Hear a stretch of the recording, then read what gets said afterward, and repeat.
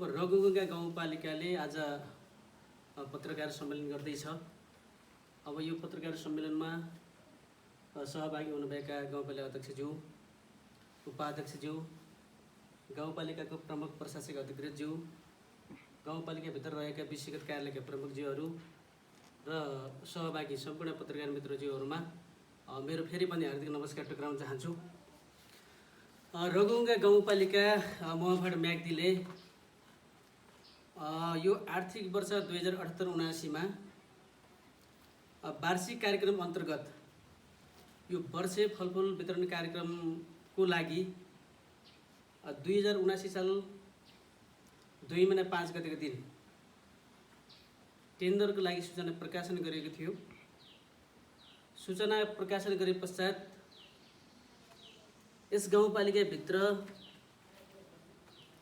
रामकृष्ण पशुपक्षी तथा फलफुल नर्सरी फर्म, लक्ष्मी नर्सरी तथा कृषि पशुपक्षी फर्म र भगवती सुन्तला कृषि फर्म,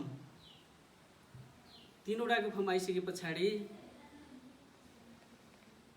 यो टेन्डर प्रक्रिया मार्फत गाउँपालिकाको सार्वजनिक खरिद ऐन कार्यविधि अनुसार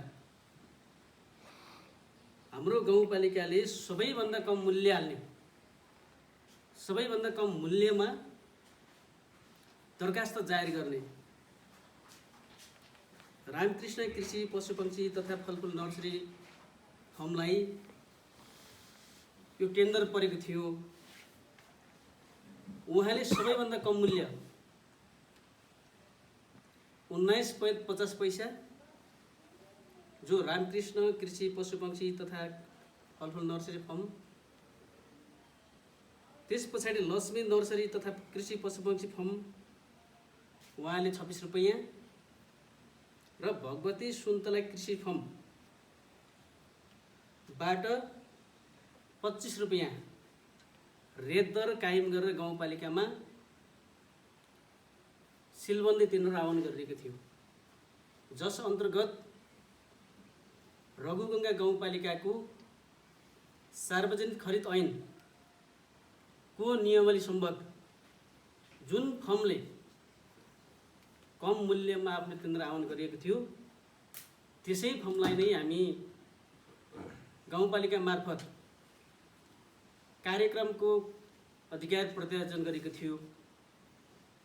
त्यस पछाडि हामी सबैले व्यापक रूपमा सामाजिक सञ्जालमा गाउँपालिकाको बदनाम हुने गरी गाउँपालिकामा कार्यरत जिम्मेदार कर्मचारीको प्रतिष्ठा नैतिकतामा आँच आउने खालको जो बाहिर भ्रामक प्रचारहरू भए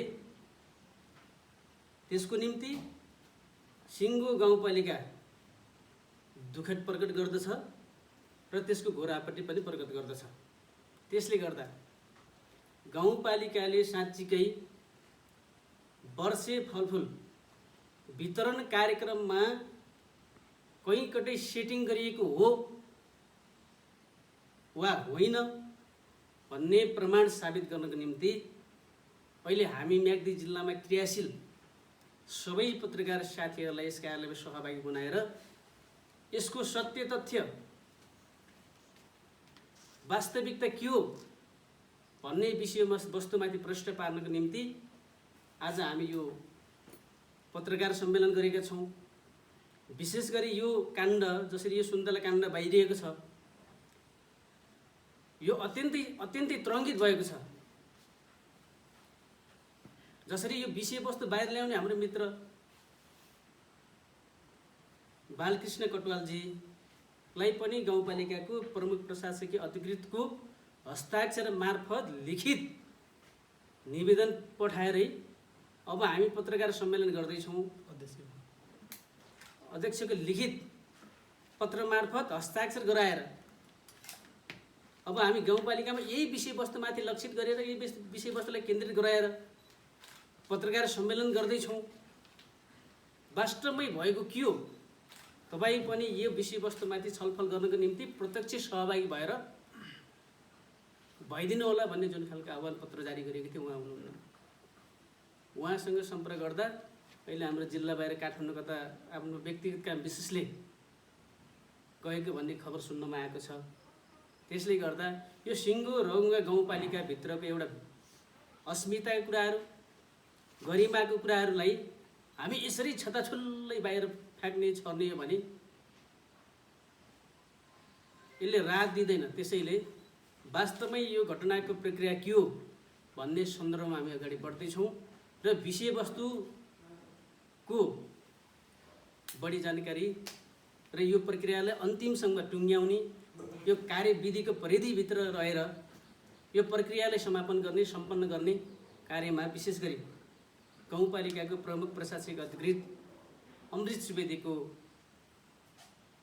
काम भएको हुनाले उहाँलाई पनि यो विषयवस्तुको विशेष के हो भन्ने कुराहरू राखिदिनुको लागि अनुरोध गर्न चाहन्छु। धन्यवाद प्रवक्ताज्यू।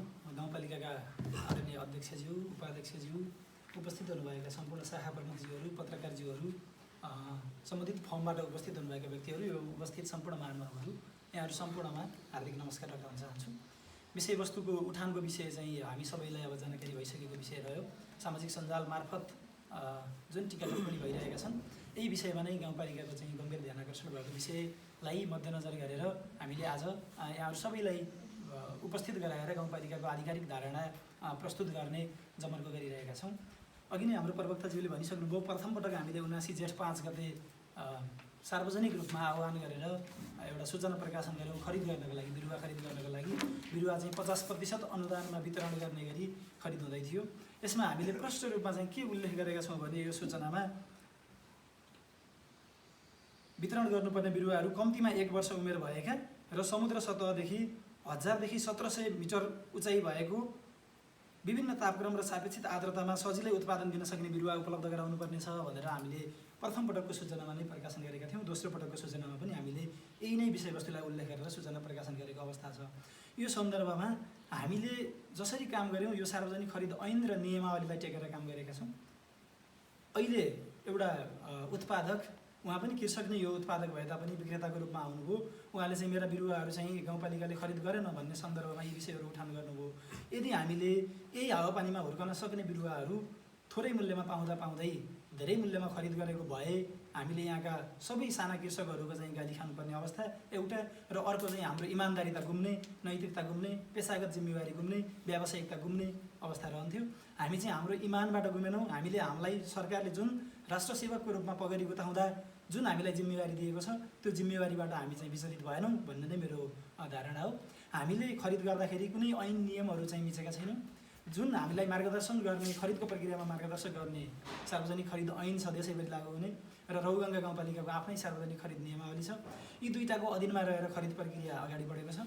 यसमा अब आरोप लगाउँदाखेरि चाहिँ गाउँपालिकाका कर्मचारीहरूले सेटिङ गरेर, कमिसन खाएर, घुस खाएर बिरुवा खरिद गरे भन्ने चाहिँ आरोप लगाउनु भएको छ। यसमा चाहिँ मैले पुनः गम्भीर आपत्ति प्रकट गर्न चाहन्छु।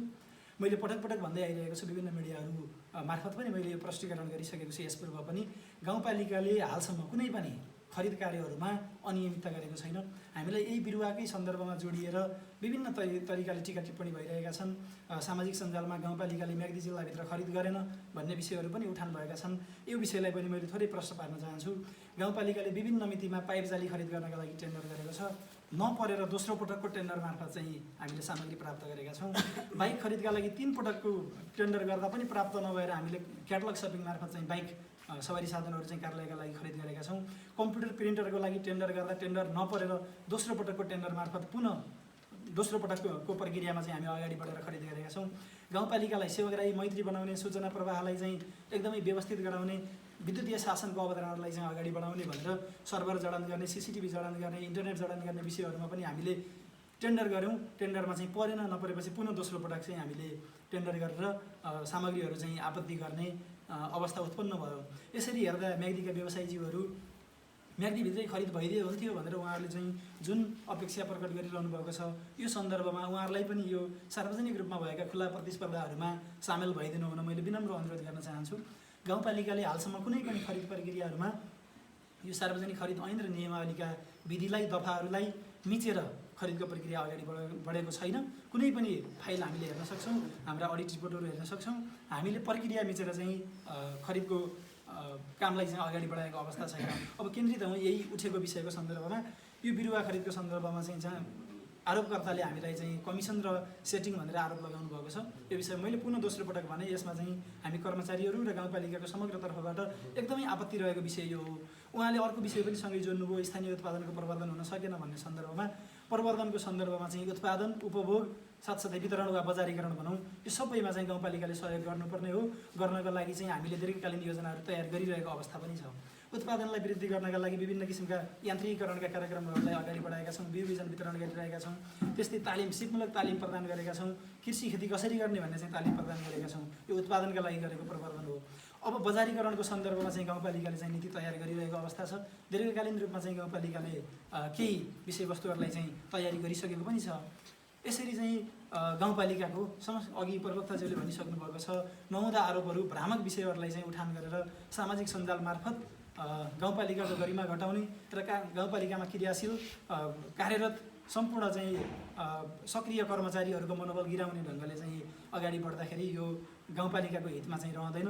हामीले चाहिँ तर्कमा आधारित भएर भन्दा पनि तथ्यमा आधारित भएर वास्तविकता के हो भन्ने कुरालाई यकिन गरेर मात्रै विषय उठान गर्न उपयुक्त हुन्छ जस्तो मलाई लाग्छ।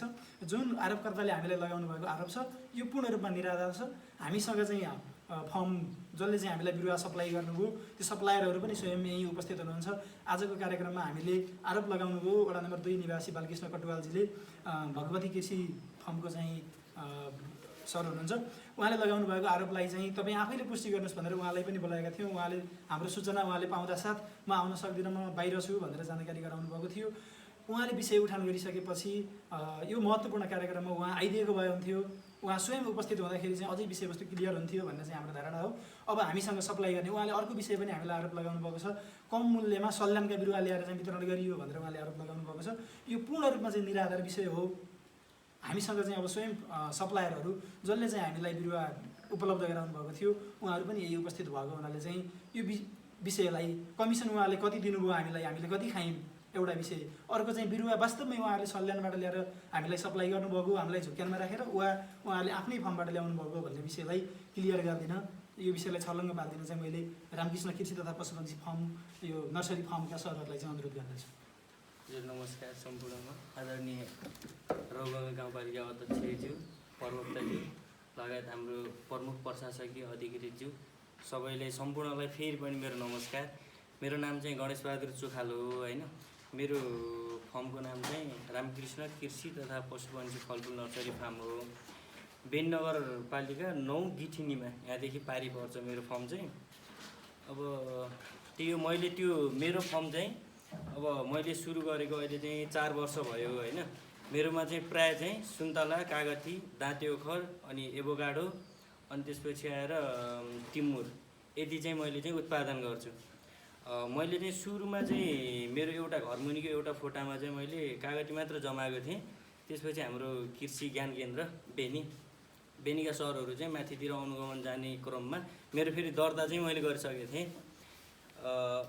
म चाहिँ फेरि कृषक नि हो होइन, म आफै प्राविधिक नि हो क्या। मैले चाहिँ आइएससी एजी एग्रिकल्चर चाहिँ पढेको होइन, अनि कृषक पनि हो, म प्राविधिक पनि हो। म यो रौगाउँ गाउँपालिकाको चाहिँ म शिक्षक पनि हो। मैले चाहिँ मुक्तिधाम मावि 2 भगवतीमा चाहिँ कृषि विषय चाहिँ मैले पढाउँछु। अनि यसै क्रममा गत वर्ष चाहिँ 4 लाखको कार्यक्रम अनि ज्ञान केन्द्रबाट पाएपछि मैले 4वटा टनेल हालेको। कसरी हालेको भन्दा एउटा चाहिँ 636 को लामो छ, यहीँबाट पारिनदेखि चाहिँ हामी भिजिट गर्ने जाऊँ होइन।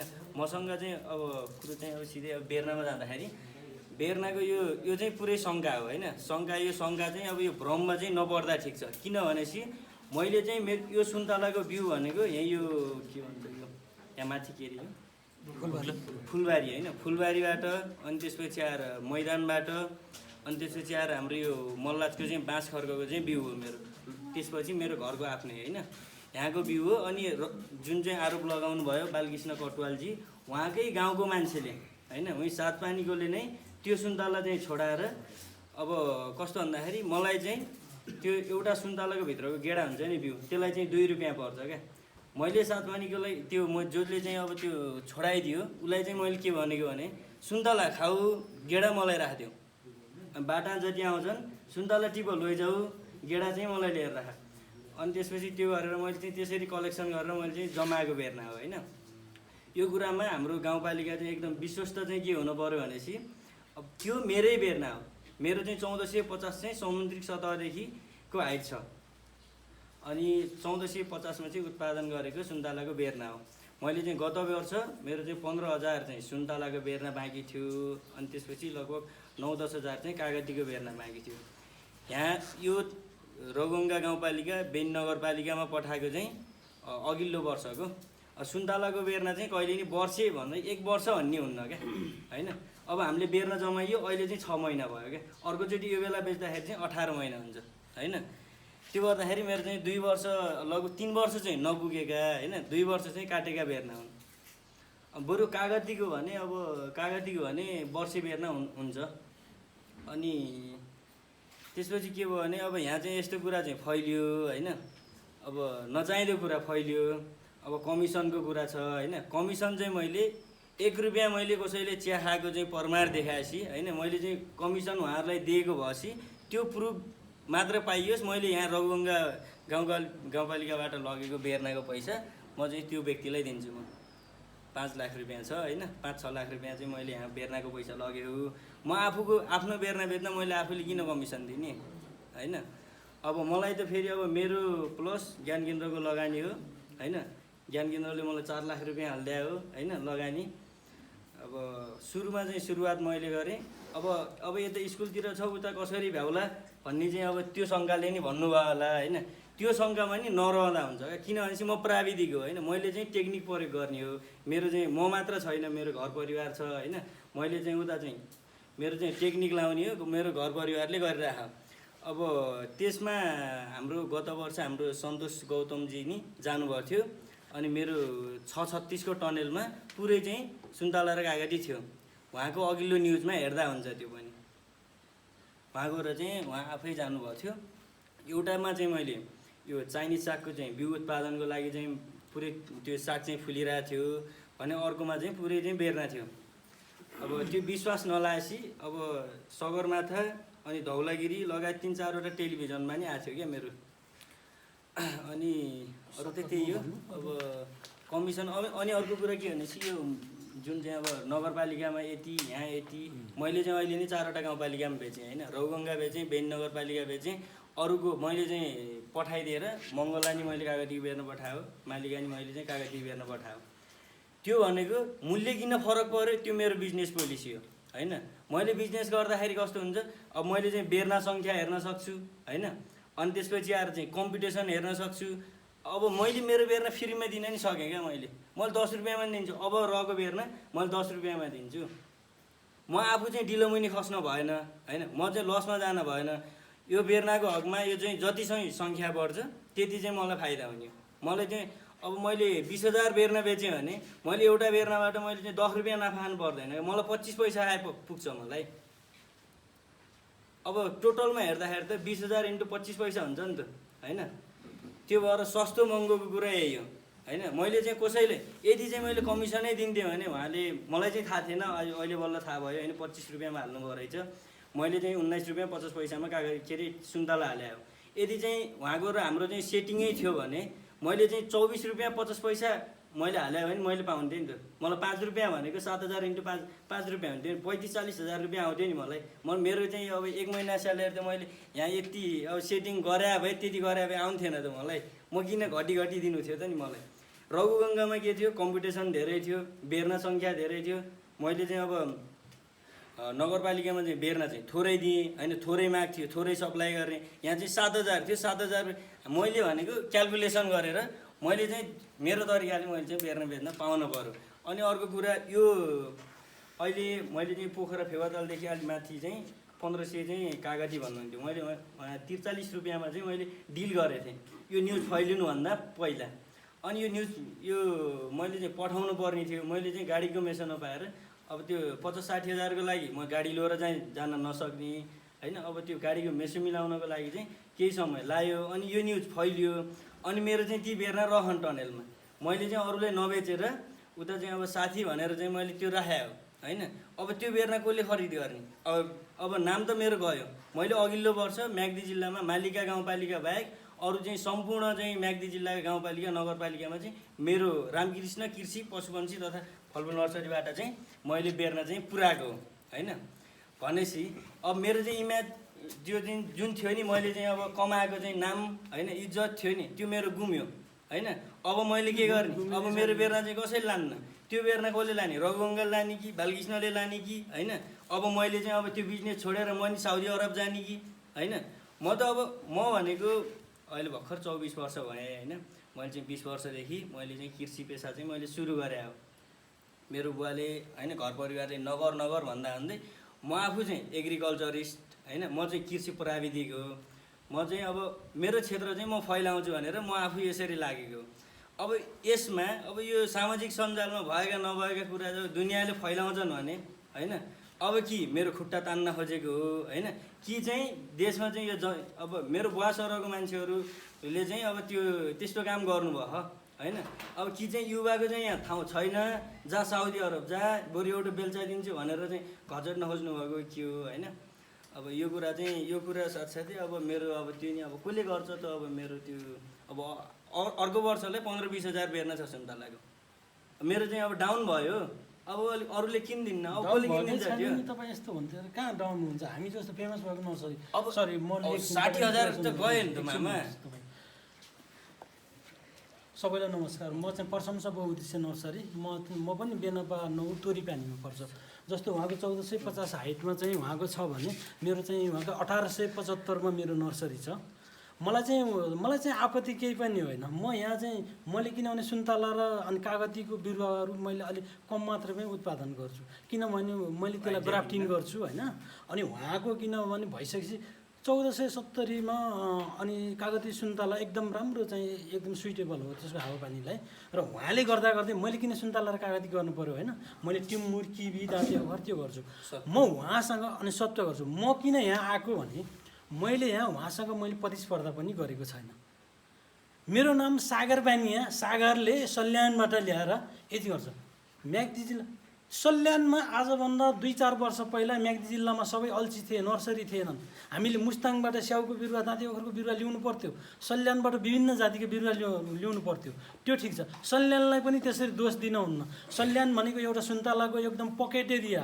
अनि पूर्वमा तपाईँको चाहिँ रामेछाप अनि धनकुटा अनि चाहिँ यहाँ चाहिँ पश्चिममा हाम्रो चाहिँ यहाँ पर्वतको बाँसखर्का हामीले यो सुन्तलालाई एकदम पकेट मान्छ। सल्यानको भनेर कोही व्यक्तिले त्यहाँ बिरुवाहरू युरिया हाल्छन्, केही गर्छन्, बदमास गर्छन्, तल्लो लेभलकाले बेचे होलान्। कोही चाहिँ त्यहाँ हामीभन्दा विज्ञ कृषिका विज्ञ व्यक्तिहरू छन्। अब माटोमा चाहिँ के हुन्छ भन्दाखेरि 115 भन्दा चाहिँ बढी चाहिँ खाद्य तत्त्वहरू चाहिँ पाइन्छ। त्यो मध्ये चाहिँ हाम्रो बिरुवालाई चाहिने 16वटा खाद्य तत्त्व होइन। त्यो 16वटा मध्ये युरियाले चाहिँ नाइट्रोजन दिन्छ। त्यो चाहिँ नहुने तत्त्व हो क्या। ब्यालेन्स मिलाउनु पर्यो। त्यो भएन भने, यदि चाहिँ नाइट्रोजन भएन भने बिरुवा हरियो हुन्न होइन। अब त्यो चाहिँ कमी हुन्छ भनेपछि युरिया हाल्ने नराम्रो भन्ने कुरा नि भएन क्या त्यसमा। फेरि त्यो चाहिँ अब 16वटा तत्त्व चाहिँ पुगेन भने बिरुवा चाहिँ त्यो अब त्यो काम लाग्दो हुन्न क्या। जे चाहिँ दिने हो त्यसले चाहिँ दिन पर्ने। त्यसमा चाहिँ मेरो चाहिँ आपत्ति के छ भने म चाहिँ अब रघुगङ्गामा मैले बिरुवा केही मात्रामा घाँसको बिरुवा मात्र दिएँ हो, अरू चाहिँ फलफुलको बिरुवाहरू उहाँ मार्फत बगाइरहेको छ। यदि चाहिँ अब त्यो बिरुवा बेच्ने मान्छे र कर्मचारीको सेटिङ हो भनेर भन्नुहुन्थ्यो भने उहाँहरूले हामीलाई सिलवन्ती आह्वान पत्र माग्नुभएको छ। अनि एउटाले 26 रुपियाँ यो बरङ्जाको होला सायद त्यो के लक्ष्मी भन्ने नर्सरी, उहाँले 26 रुपियाँ हाल्नुभएको छ, उहाँले 25 हाल्नुभएको छ भने उहाँले सेटिङ नै हो भने त उहाँले सुटुक्क हेरेर 24 रुपियाँ हाल जम्मा 1 रुपियाँ घट भनेपछि हुन्थ्यो नि त। किन 5-5 रुपियाँ घट्नु भनेको? अनि तपाईँको 7,000 बिरुवामा 7-5 कति पैसा आउँछ? त्यो पनि हाम्रो एउटा लेबर चार्ज आउँछ।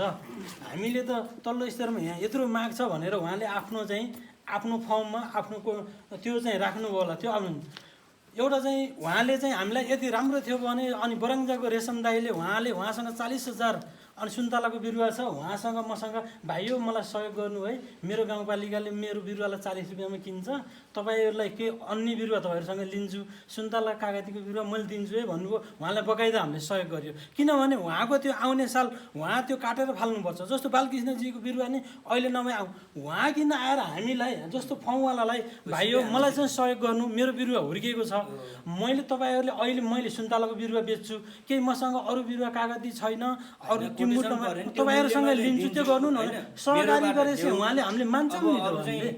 अनि चाहिँ उहाँले के भन्नुभएको छ भने म एउटा किनभने नेपालको अधिराज्यभरि होइन दार्जिलिङमा र सिक्किममा पनि मैले टिमुरको बिरुवा पठाएको छु। 100 रुपियाँ आइसीमा मैले पशुपति नगरबाट मैले गाडी पार गरेर भन्दा त्यो चाहिँ मेरो खुबीको कुरा हो, मेरो आफ्नो बिजनेस पोलिसी हो। त्यहाँको मान्छे एउटा धनी चाहिँ एकदम चाहिँ त्यहाँको उसले एउटा बुद्धिजीवी एउटा चाहिँ के चाहिँ पदमगिरी भन्ने एउटा चाहिँ क्याम्पसको प्रोफेसर पनि हुनुहुन्छ।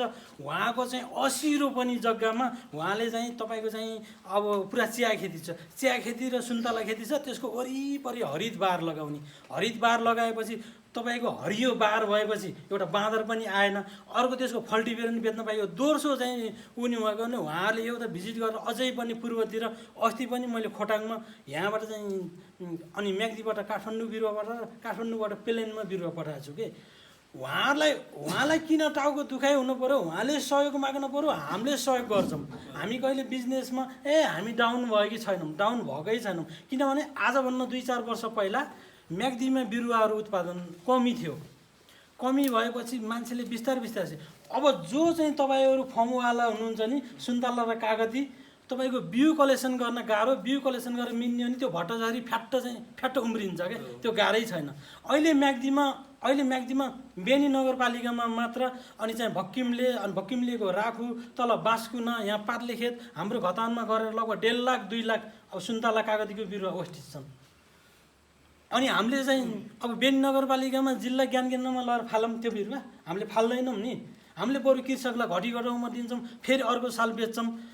अनि त्यसरी अनि उहाँले के भन्नुहुन्छ भने यहाँ पत्रकार उका बादलशाही भएको भए पनि उहाँसँग म कुरा गर्थेँ, उहाँसँग म चाहिँ अब भेटेरै कुरा गर्छु। उहाँले चाहिँ के भन्नुभएको छ, यो भनेको यो बानिया यस्तो हो, करोडौँ रुपियाँको व्यापार गर्ने मान्छे हो, यो पक्का सल्यानको, यो सल्यानकै हो। पहिला सल्यानको बिरुवा ल्याउनुवाला कृषि ज्ञान केन्द्रले उहाँ आफै सुन्तला जोनको मान्छे हुनुहुन्छ।